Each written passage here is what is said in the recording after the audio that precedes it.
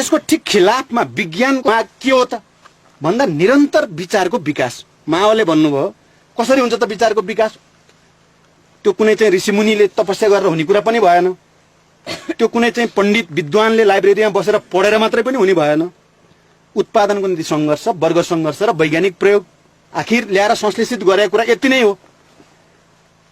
हामीले पनि विचारको विकास गर्ने क्रममा त्यही उत्पादनको निम्ति सङ्घर्ष, वर्ग सङ्घर्ष र वैज्ञानिक प्रयोग र त्यो प्रयोगकै क्रममा अगाडि बढ्ने र विचारलाई डेभलप गर्दै लैजाने यो प्रक्रिया हामीले समात्न सक्दा हामी निरन्तर अग्रगतितिर, निरन्तर प्रगतितिर गइने।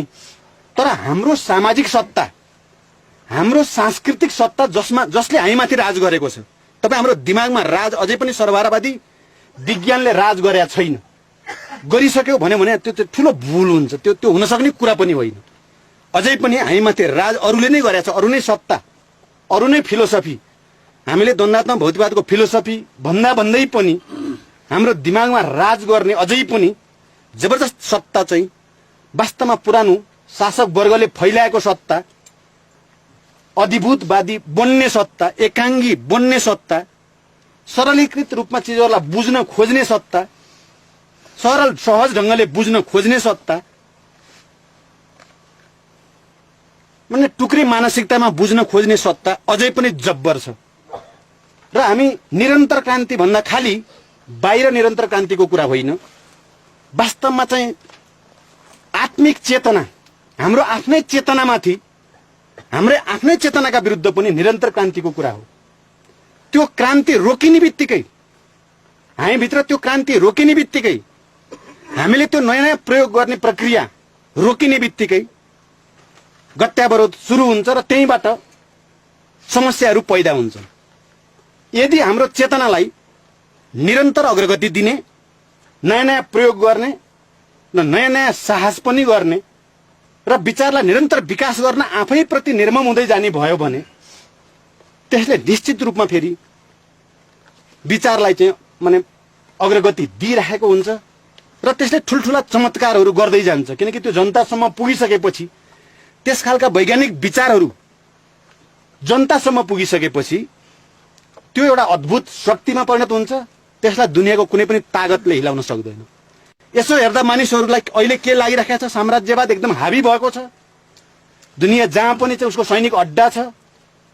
पुँजीपतिहरूको चाहिँ खरबौँ पति बनेका छन्। अहिले वर्ल्ड ब्याङ्क, IMFहरूले चाहिँ विश्व कन्ट्रोल गरिराखेको छ भन्दा कसरी दुनियाँमा क्रान्ति हुन सक्ला त? अब जताकतै पहिला भएका क्रान्तिहरू पनि पतन भइसके अथवा पराजित भइसके, अब कसरी क्रान्ति हुन सक्ला भन्ने कयौं मानिसहरूलाई लागिराखेको छ। र त्यस कारण चाहिँ पलायन, निराश हुने र यथास्थितिको अगाडि आत्मसमर्पण गर्ने, घुँडा टेकिदिने, मान्छे हुनुको नाताले उठ्नुपर्छ भन्नेतिरबाट भन्दा सम्भावनाहरू छन्, यो सम्भव छ भन्नेतिर भन्दा सम्भव छैन भन्नेतिरबाट हेर्ने त्यो प्रवृत्ति अहिले हामी जताकतै देख्छौँ। हामी यसरी किन सोच्दैनौँ त? हामी यसरी किन सोच्न सक्दैनौँ? जति बेला दुनियाँमा कम्युनिस्ट घोषणापत्र बनेकै थिएन, जति बेला दुनियाँमा विद्रोहको चाहिँ एउटा रणनीति र कार्यनीतिको माने प्रारम्भिक खाका पनि थिएन, दुईटा व्यक्तिले यत्रो दुस्साहस के दुनियाँ उल्ट्याउन सकिन्छ, यिनीहरूको स्वर्गलाई ध्वस्त पार्न सकिन्छ र नितान्त नयाँ विश्व बनाउन सकिन्छ भन्ने आँट किन गरे? त्यो बेलाको तुलना गरेर हेर्ने हो भने त अहिले त हामी संसारैभरि नयाँ खालका विद्रोह छन्। 100 वर्षको हामीसँग अनुभव छ, विजयको अनुभव छ, पराजयको अनुभव छ। हामीसँग ज्ञानको, भन्नुहोस्, ज्ञानको एउटा भण्डार जम्मा हुँदै गइरहेको छ मानव जातिमा। हामी किन हिम्मत गर्न सक्दैनौँ फेरि यो दुनियाँलाई बदल्न? किन दुनियाँ बुझ्ने, दुनियाँ बदल्ने दुईजना व्यक्तिले हिम्मत गर्ने? आज यत्रो संसारमा चाहिँ एउटा नयाँ ध्रुवीकरण भइराखेको छ, हामीले हिम्मत किन गर्न सक्दैनौँ? हाम्रो पार्टीले जनयुद्ध गर्दा अहिले चाहिँ माने केही कमरेडहरूसँग मेरो अहिले यो बीचमा मेरो धेरैसँग बहस भयो। कमरेडहरू, धेरै मान्छेहरूसँग अन्तर्राष्ट्रिय कम्युनिस्ट आन्दोलनका पनि, मुख्यतः भारतका र धेरै किसिमका धेरै कोणबाट बहसहरू भए। केही कमरेडहरूले के भने, अन्तर्राष्ट्रिय कमरेडहरूले भने माने जनयुद्ध सुरु गर्ने बेला त तपाईँहरूको चाहिँ 100 जना पनि ओल्ड टाइमर थिएनन्। त्यो 40-50 जना चाहिँ थिए होला जम्मा चाहिँ देशभरि होल टाइमर भन्दा। अहिले त लाखौं करोडौं बन्यो, तर लाखौं करोडौं बन्नु थालिराखेको छ। तर फेरि चाहिँ तपाईहरु चाहिँ माने बिस्तारै बिस्तारै फेरि यो वार्ता, किनभने वार्ता मन पर्दैन हाम्रा अन्तर्राष्ट्रिय भाइचाराहरूलाई। हामीले कहिले वार्ता गर्ने, कहिले युद्ध विराम गर्ने, कहिले के गर्ने, यो उनीहरुलाई कहिले सुरुदेखि मन परेको छैन। फेरि तपाईहरु यो झमेला किन? त्यत्रो थोरै हुँदा सब माथि आक्रमण गरेर सबैको भण्डाफोर गर्दै युद्धद्वारा सबै पल्टाइन्छ भनेर हिँड्ने, युद्ध पनि यो हाइटमा आउने, युद्ध यो हाइटमा आइसकेपछि फेरि तपाईहरुलाई यो वार्ता फेरि उनीहरुसँग झुक्न भएन है शब्द, झुक्ने होइन, फेरि उनीहरुसँग चाहिँ माने खेल खेल्नु पर्ने किन भयो, किन भइराखेको छ? यो त चाहिँ अलिअलि यसले त विचलन डेभिएसनतिर त लान्न, यसले डेभिएसनतिर जाने त होइन भनेर प्रश्न गरे। अहिले केही समय अगाडिको मात्रै हो। मैले भने हामीले सुरुदेखि अहिलेसम्म आउँदा हामीलाई हेर्यो, हामीलाई बुझ्न खोज्ने हो भने तपाईहरुसँग हामी मिलेका छैनौं। तपाईहरुको सोच र हाम्रो सोच मिलेको छैन। हामी भिन्न सोचबाट अगाडि बढिराखेका छौं। युद्ध सुरु नगर्दा नि हामीले वार्ता गरेका थियौं। युद्ध सुरु नगर्दै हामीले साम्राज्यवादीहरुसँग, प्रतिक्रियावादीहरुसँग वार्ता गरेका थियौं। त्यही वार्ताले युद्ध सुरु गर्ने वातावरण बनायो भनेको थिएँ के मैले। कमरेडहरु ध्यान दिनु होला, किनभने हामी संसदमा गएका थियौं, त्यो त वार्तै त गरे हो। युद्ध सुरु गर्नुभन्दा अगाडि नै हामीले वार्ता गरिरहेका थियौं। हाम्रो राजासँग नि वार्ता भएको थियो, हाम्रो सरकारसँग नि वार्ता थियो, प्रधानमन्त्रीसँग सँगै पनि बस्थ्यौं हामी। त्यही वार्ताले नै हामीलाई युद्ध सुरु गर्ने बनायो। अनि युद्धले फेरि नयाँ स्तरको वार्ता बनायो। फेरि युद्ध र वार्ता, युद्ध र शान्ति, यसको डायलिटिक्सलाई चाहिँ हामीले नयाँ ढंगले बुझेका छौं। हामीले कमरेडहरुले चाहिँ सोध्ने गर्छन्, हामीलाई अनौठो मान्छन्। एकता केन्द्र बनाउने बेलामा त्यही बहस निकै ठुलो भयो अन्तर्राष्ट्रिय रूपमा। एकता महाधिवेशनको बेला सायद महाधिवेशन हुने कमरेडलाई राम्रोसँग सम्झना छ। सिद्धिए भन्ने थियो, हामी सिद्धियौं, यिनको क्रान्तिकारिता ध्वस्त भयो। अब विचलित भए यिनीहरू, किनभने हामीले दक्षिणपन्थीहरुसँग एकता गरेका थियौं। वास्तवमा दक्षिणपन्थी सोच भएका मान्छेहरुसँग, जनयुद्ध गर्ने कुराको कट्टर विरोधीसँग हो नि कमरेड, कट्टर विरोधीसँग हामीले चाहिँ एकता गर्यौं।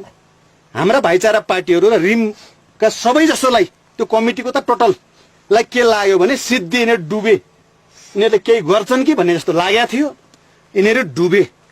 त्यसकारण एकता केन्द्रमा नआएको चाहिँ त मोहन विक्रम मात्रै।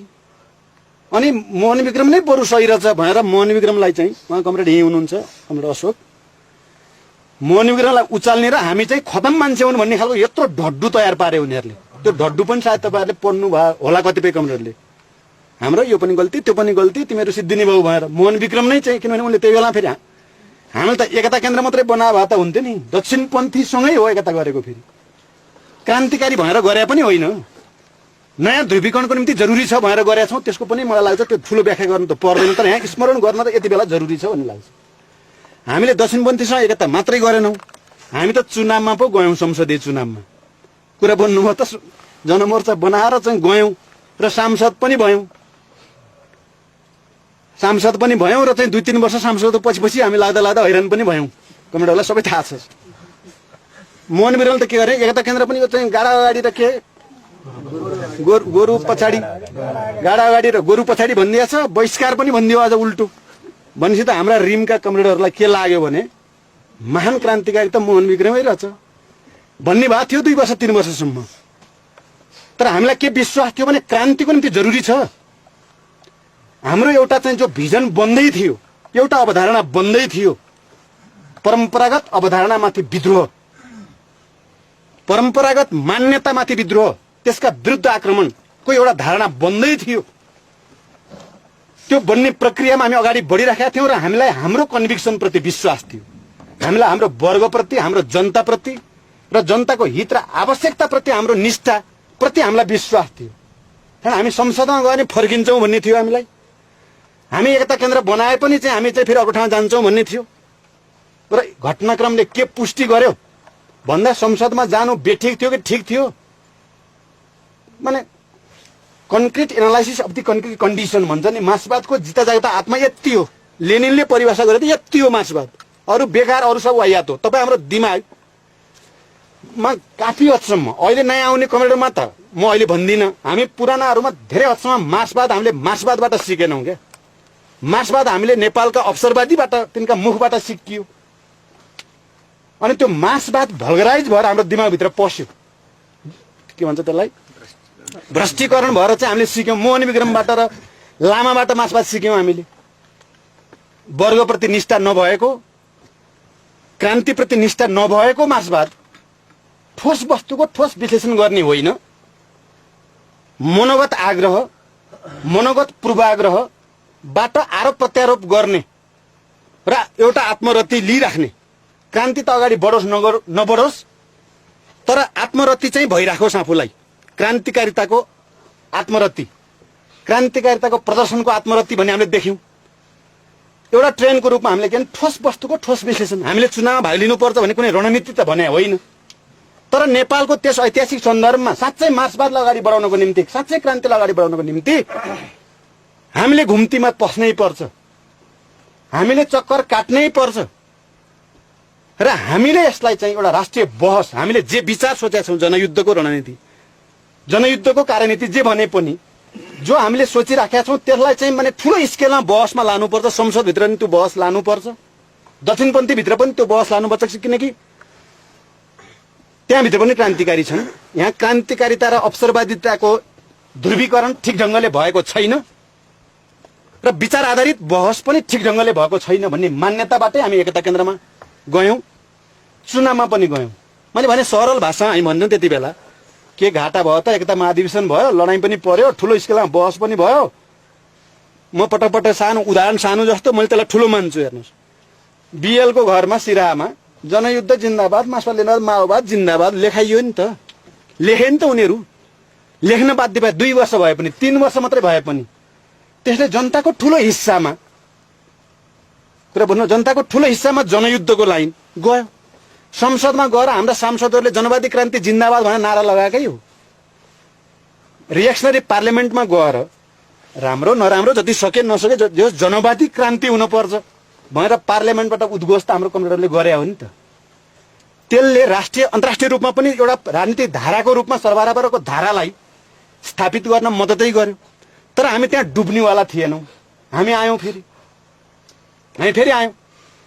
त्यसले एउटा आधार बनायो। हामी खुला र भूमिगत, वैधानिक र अवैधानिक सङ्घर्षको, मधेस र पहाडको सङ्घर्षको माने एउटा फ्युजनको धारणा हाम्रो बनेछ कमरेडहरू। त्यही बेलादेखि बन्दै गएछ। कुनै डगमामा होइन, सोचको कुनै आग्रहमा होइन, ठोस स्थितिको ठोस विश्लेषणको आधारमा लाइनहरू बनाउँदै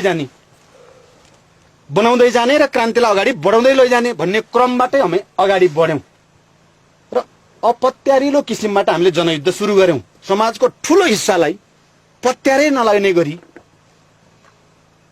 राजनीतिक क्षेत्रको भनौँ, नेपालको सामान्य राजनीतिक मात्रै होइन, कम्युनिस्ट राजनीतिका क्षेत्रमा पनि जनयुद्धलाई खिचिटिउरी गर्ने, यहाँभित्र केही हुन्छ भन्ने कुरा चाहिँ पत्याउनै नसक्ने स्थितिबाट हामीले जनयुद्धको पहल पनि फेरि गर्यौँ। 3 वर्ष चक्कर काटेर आएर जनयुद्ध अगाडि बढ्दै गएर एउटा स्थितिमा पुग्यो। जनयुद्धको सुरुदेखि हामीले के भनेका छौँ, कमरेडले सायद नोट गर्नुभयो होला, सिद्धान्त त हामी वार्ता विरोधी छैनौँ भनिरहेका छौँ। त्यहाँ उता हतियार पनि उठाइरहेका छौँ।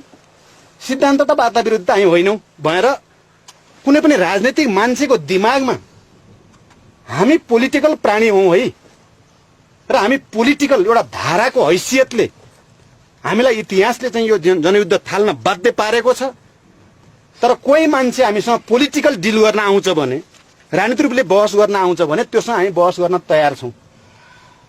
हामीले जनयुद्ध सुरु गर्नुभन्दा सायद 1 हप्ता 10 दिन कति अगाडि जनमोर्चाको तर्फबाट 40 सूत्रीय कार्यक्रम पेश गरियो। हामीले फौजी हमलाभन्दा पहिला राजनीतिक हमला गरेकै हौँ। तपाईँ हेर्नुभयो भने फौजी हमलाभन्दा पहिला राजनीतिक हमला गरेर अनि त्यो राजनीतिक आक्रमणद्वारा अथवा त्यो राजनीतिक आक्रमणको फौजी औचित्य सिद्ध गर्ने ढङ्गले हामीले जनयुद्ध सुरु गर्यौँ। कमरेडले कतिको त्यसको मर्मलाई याद गर्नु भएको छ। चाहे त्यो हामीले ठुल्ठुला गरेका आमसभाहरूमा जनयुद्धमै जानुपर्छ भनेर चाहिँ भनिएका कुराहरू हुन्, चाहे त्यो चाहिँ प्रधानमन्त्री कार्यालयमा चाहिँ हाम्रा कमरेडहरू जो यहीँ हुनुहुन्छ सबै सायद धेरै जसो उहाँहरूले गएर टेबल गरेका मागहरू हुन्। हामीले के गर्यौँ, चाहे हामी एकता केन्द्र बनाएको कुरा होस्, चाहे हामीले चाहिँ तपाईँको चाहिँ पार्लियामेन्टमा गएको कुरा हो, सबै हेऱ्यो भने हिस्टोरिकल्ली के कुरा प्रुभड हुन्छ भने हामीले राजनीति हमला गरेर त्यसको त्यो हमलाको औचित्य सिद्ध गर्नको निम्ति नै हामीले जनयुद्धको पहल गर्यौं। यद्यपि रणनीतिक दृष्टिकोणले हामी एकदम साफ थियौं। त्यति बेला हामी रणनीतिक भ्रममा थियौं भनेर भन्यो भने त्यो ठूलो भूल हुन्छ। फेरि हामी जनवादी क्रान्ति गर्ने संस्थाद्वारा बन्दुकद्वारा नै सत्ता आउँछ भन्ने कुरामा हामी भ्रममा पर्या हुनाले त्यो कुरा प्रतिको हाम्रो बुझाइ अस्पष्ट भएको हुनाले चाहिँ हामीले त्यसो गरे त थिएनौं। हामीले गरेको के थियौं भने नेपालको अहिलेको सन्दर्भमा र विश्वको अहिलेको सन्दर्भमा, किनकि हामीले फेरि त्यस्तो बेलामा सुरु गर्यौं जति बेला जनयुद्धका लागि असाध्यै बढी प्रतिकूल स्थिति नै थियो। प्रतिकूल यस अर्थमा पनि थियो कि कमरेड गोन्जालोको गिरफ्तारी पछि पेरुमा उठ्दै गरेको क्रान्तिको झिल्को पनि निम्नतिर गइराखेको थियो। 92 मा कमरेड गोन्जालो अनि क्याप्चरमा पर्नुभयो। हामीले बढी प्रेरणा लिन खोजेको पेरुबाटै थियो, किन त्यो सर्वहारा क्रान्तिको एउटा नयाँ झिल्को हो भन्ने नै हामीलाई थियो। हामीले बढीभन्दा बढी डकुमेन्टमा रेफरेन्स लिने गरेको पनि पेरुबाटै थियो, गोन्जालोकै चाहिँ रचनाहरूबाट पनि थियो। यो साँचो कुरा हो। तर हामीले जनयुद्ध सुरु गर्ने बेलामा त 4 वर्ष 3 वर्ष 4 वर्ष हुन लागिसकेको थियो गोन्जालो गिरफ्तार भएको र चाहिँ करिब करिब त्यो पार्टी अब चाहिँ क्राइसिसमा गयो, त्यो आन्दोलन क्राइसिसमा गयो भन्ने कुराको हामीलाई बोध भएको बेलामा फिलिपिन्समा माओ जिउँदै हुँदा सुरु भएको जनयुद्ध पनि बिस्तारै बिस्तारै सेटब्याकतिर अथवा त्यसको चाहिँ गति धीमा बनेको स्थितिमा चाहिँ हामीले सुरु गरेका थियौं। त्यसको चाहिँ तीव्रता हराइसकेका थियो। टर्की इब्राहिम कायफको चाहिँ माने ऊ पछि केही समय अगाडि गयो, तर त्यो चाहिँ टुक्रा टुक्रामा विभाजित हुन खोजिरहेको थियो। त्यस्तो अवस्था हामीले सुरु गरेका थियौं। त सुरु गर्दा चाहिँ राजनीतिक हमलाबाट सुरु गर्यौं हामीले र त्यसको फौजी औचित्य सिद्ध गर्ने प्रक्रियाबाट गयौं। यो निश्चित रूपमा हाम्रो विचारको मौलिकता नै त्यहाँ काम गरिराखेको थियो। विकासको जुनसुकै स्तरमा भए पनि त्यहाँ विचारको मौलिकताले काम गरेको थियो, त्यहाँ विज्ञानले काम गरिराखेकै थियो। त्यति बेला हामीले भन्दा अहिले चाहिँ कतिपय मान्छेहरू एमालेमा पुगेका छन्, उनीहरूले भन्थे सपना मात्रै बाँड्छन्। अझ त्यसमा पनि मलाई त ताकेर बढी नै यसले सपना बाँड्ने मात्रै गर्छ यसले। त्यति बेलै थियो जनयुद्ध सुरु भन्दा उहाँहरूलाई थाहा छ सायद, अमरगिरी भन्ने मान्छेहरू थिए। पहिला त ठिकै ठिकै मान्थे, पछि त सपना चाहिँ बढी बाँड्यो। माने यो सपना चाहे कम्युनिस्ट आन्दोलनभित्रका त्यस्ता मान्छेहरू भनौँ, चाहे पुरुषोत्तम दाहाल टाइपका रियाक्सनरी कित्ताका चाहिँ अलि बौद्धिकहरू भनौँ, सबैले एउटै शब्द भने सपना हो। निश्चित रूपमा सपनाको कुरा हो, तर त्यो सपना वस्तुसङ्गत विज्ञानसङ्गत छ कि छैन